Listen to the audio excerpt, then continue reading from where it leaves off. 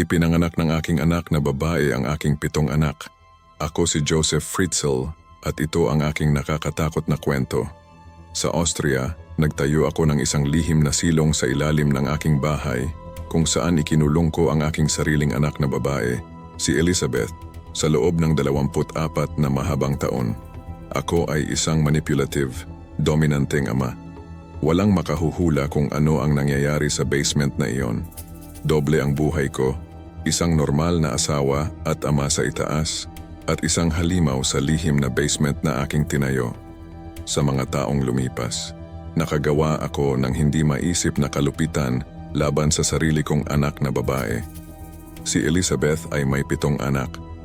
4 sa kanila ay lumaking kasama niya na nakakulong sa basement na iyon, habang ang 3 pang iba ay nakatira sa itaas kasama ko at ng aking asawa na walang alam sa aking malagim na ginagawa.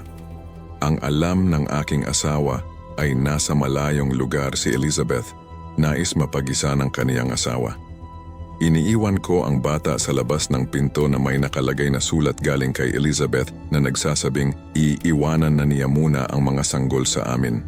Ngunit noong 2008, nagbago ang lahat. Isa sa mga batang babae na ipinanganak sa basement ay nagkaroon ng malubhang karamdaman. Kailangan ko siyang dalhin sa ospital, hindi ko alam na ito na pala ang simula ng aking pagbagsak. Nagtanong ang mga doktor. Nagsimulang mag-imbestiga ang pulisya at media. Nabunyag ang aking kahilahilakbot na sikreto. Ang basement kung saan ko ikinulong ang aking anak na babae at aming mga anak ay kanilang natuklasan. Noong 2009, nasentensiyahan ako ng habambuhay na pagkakulong. Nakakulong ako ngayon kung saan wala na akong magagawang masama sa sinuman. Ang aking kwento ay gumulat sa buong mundo. At marami ang nagtataka kung paanong ang gayong krimen ay hindi napapansin sa loob ng mahabang panahon. Kung gusto mong makarinig ng higit pa sa aking mga nakakagulat at hindi ka panipaniwalang mga kwento, huwag kalimutang i-follow ako.